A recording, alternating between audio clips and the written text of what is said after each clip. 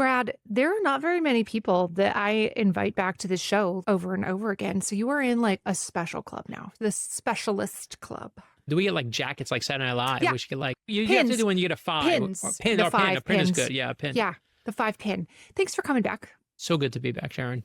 You just keep writing books and you just keep doing things that I want to talk to you about. What are you just sitting around your house writing books all day? You know, the funniest part is this year, as you know, we are doing 3 books in 3 months, which in 27 years, I've never done anything as crazy. That's crazy. Which is crazy. But, you know, one's a kid's book. One is an adult nonfiction book, which takes, 2 years to do. The kid's book takes less. And then, this inspiration book obviously wants to be timed for graduation season. So they're like, we're sorry, we're going to do all 3 at once. And I was like, I need a nap, people. I gotta. Everyone wants a piece of you, Brad. You just have too I don't many know good about ideas. that. I don't know. You clearly don't understand my family. My kids do not. They've had it. No, I do understand. My kids are like, that's nice. And by the way, that's how it should be. Like, no kid should be impressed with their parents. Like, if I liked the song and my parents liked it, I was like, that song is dead to me. So I feel like it's okay. I feel like it's good to keep us humble. The hope is when they get to be old enough and they have a little perspective, that they will be able to look back on the retrospective of your life and career and be like, dang it, Dad actually was really cool, you guys. But they need that time to separate from you and to think you're deeply uncool. That's right. It's their own identity form, of course. And I will say the first time I ever saw any love for anything I did professionally was this commencement address, because my kids were obviously in the audience. And I thought my son would like it. It was his graduation, but it was my daughter, the hardest to impress. And she will never give me a good word, a good review.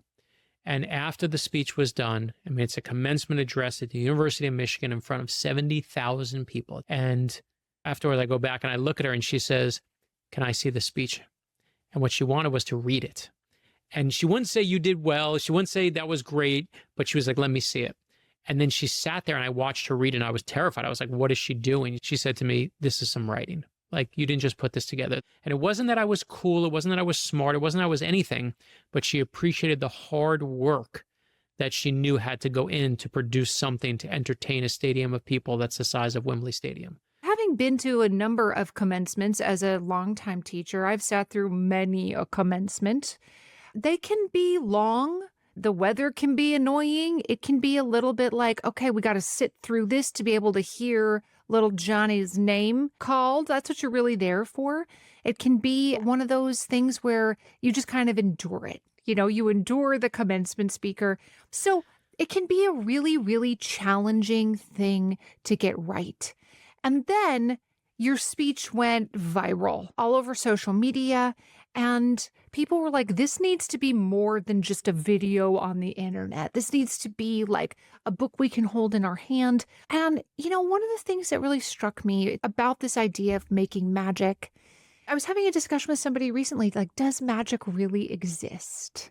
And I would love to hear your take on that. I'll just let you take it away. Does magic really exist? Of course, the answer is yes. Not in the way we think, but, when they asked me to speak at this graduation, I knew one thing. I asked all of my friends, tell me what you remember about your commencement speaker. Anything they said. And not a single person, not one, could tell me anything that was said. And so I knew going in, no one will remember anything I'm going to say. So I'm going to create, instead of just a speech, an experience. And I was like, and what's the ultimate experience as a magic trick? And I remember starting to talk to magicians, and they told me there are only 4 types of magic tricks. 1, you have to make something appear. 2 is you have to make something disappear. 3, you have to take 2 things and make them switch places. And 4, you have to take one thing and turn it into something else, which is the hardest trick of all.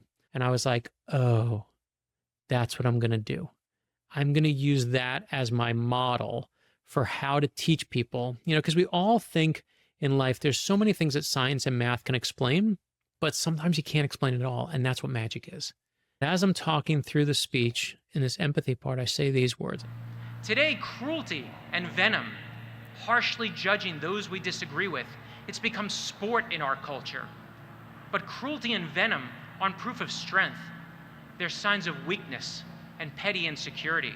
What takes strength is switching places and putting yourself in someone else's shoes. My wife said to me after the speech, you tapped a vein you didn't know was there. That the culture right now, we're so tired of cruelty and venom.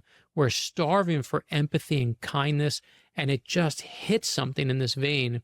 And that's what took off on the internet. You know, the only thing I take from it is it wasn't anything I did. It was just the world and the moment we were in. We're just starving for kindness. And that to me is a good sign, not a bad sign. When's the last time you experienced magic? I'll tell you this. I never thought I was going to say this. So I had to go for an MRI yesterday. I had tinnitus in my ear. That's what happens when you get old. And the doctor says to me, I got to see if you have a brain tumor. And trust me that when you hear those words, everything becomes magic. On the way to this silly MRI to find out if I'm going to live or if it's going to kill me or God knows where my life is going to turn in this moment, I rolled down my windows. I wanted to feel everything.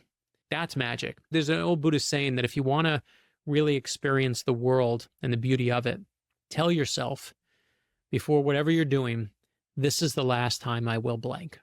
And that was magic to me, like having it all potentially go away. Now, thank God I can tell you I got my results. I'm clean. I'm fine. I have no tumor. I just have tinnitus. But to answer your question as honestly as I can, there's no sure way to find magic than to think that it's all going to go away. You have another book that just recently came out, The JFK Conspiracy, the latest installment in the Meltzer conspiracy series. Yeah, no, listen, I love you. You are my favorite. You know, the reason we're friends is our love of history, right? And that's how we met is we've done books about the secret plot to kill Abraham Lincoln, to kill George Washington, to kill FDR, Stalin, and Churchill at the height of World War II. We did the Nazi conspiracy for that. And this is the JFK conspiracy, just came out recently. What I love about it, we all know Lee Harvey Oswald and the big plot that kills JFK, of course, but this is a plot before that, years before, in 1960, just as he's elected, there is an assassin who fills his car with 7 sticks of dynamite. And then he goes and follows JFK to Palm Beach because he thinks that JFK's security will be less there, which it was. He knows that JFK goes to a 10 a.m. church service every Sunday. So just before the church service, he waits outside JFK's house, and JFK's right on time. And all this assassin has to do is hit the gas and the little trigger device that he's built, and boom. And I won't tell you what saves his life. I won't ruin it. But what saves his life in that moment has to do with his marriage. It's one of the craziest JFK stories you've never heard in your life. And best of all, it helps me feature Jackie. And Jackie Kennedy is really the star of this book and just is so amazing and incredible. Josh and I were like, we have to tell this story. Yeah, I bet if you could have a frank and honest conversation with Jackie at the end of her life, and of course, she was very famously private and guarded with the press, especially later in her life.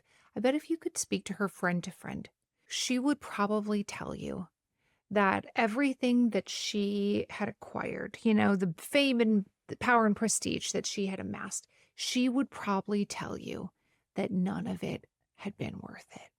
I think you're right.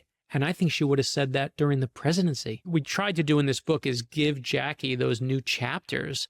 And we've done it with the Kennedys too, right? Kennedy is the World War II hero. He's the guy who gave us optimism in a whole new way. He took us to the moon. All amazing things. He's also a completely reckless husband. So is he bad, or is he like the rest of us, a little bit of both? And he's due to be turned into a complex human person rather than this idol. And she is due to receive all the accolades she deserves for what she's done culturally, in her family, in her own life, that, again, we've reduced to like, isn't she beautiful? Put her on Vogue. Like, we do a disservice to her when we just turn her into that.